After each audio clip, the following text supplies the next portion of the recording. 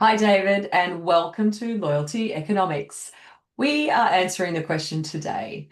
If you were to choose the most important factor in loyalty economics, which would it be and why? Great question. I've enjoyed watching your videos up to this point, so I'm going to pick one that nobody has said, which is a higher average spend on a redemption. And the reason Fantastic. why I picked that, and you think about it from an incremental lift, if I've been spending at X rate on a consistent basis, or fine, I'm spending at a different rate depending upon satisfying my particular needs, my basket, etc. Now I'm earning rewards. There's some form of a currency or points or accounting or spend to get construct that's in place. And then I ultimately deliver that reward to you on your mobile app, to your inbox in real time, any would right there at the register, whatever it is. And I say, by the way, you have a reward. Wait a minute, you know what? I'm going to go back into the store or I'm in a drugstore or whatever it is, and I'm going to pick some additional items because I'm spending free money.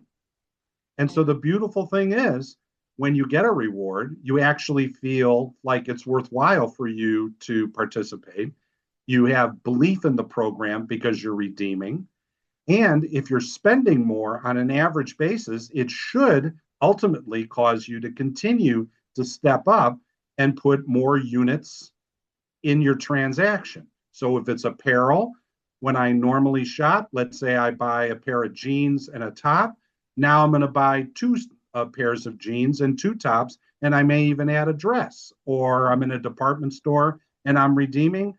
And normally when I shop, I go to Nordstrom's as an example here in the US, and I shop and I love their shoes. Everybody loves shoes at Nordstrom's, right? Jimmy Choo's and everything else.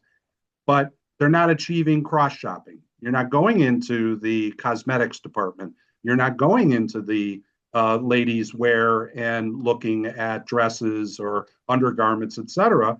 And all of a sudden, I collect all these individual items and I spend my $50 reward, and my normal transaction was 200, and now I just spent 500. We've Yeah. seen that in retail, higher average spend, even in categories where, quote unquote, we call it an underserved market. So it's a market where the demographics of the customer, they're slightly lower to, lower middle income to lower income.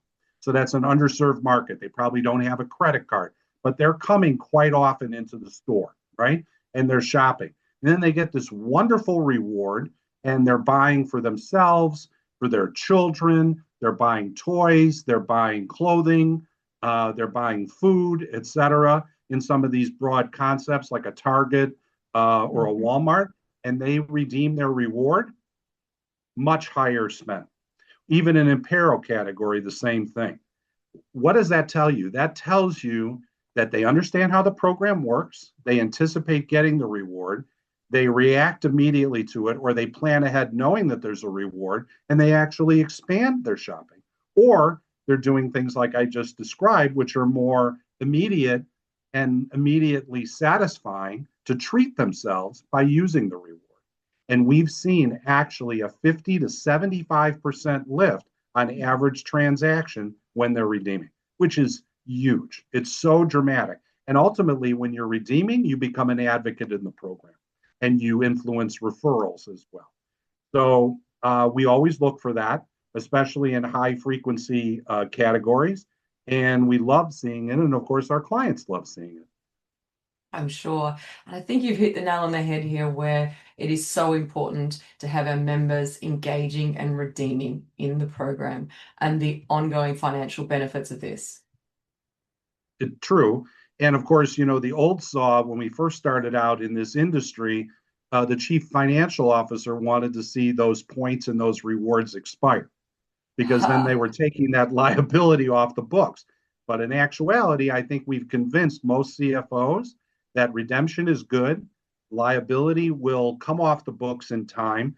And if you have more engaged customers and they're constantly redeeming, and we show that they're having a higher spend than their normal average spend when they redeem, that says that the program is healthy.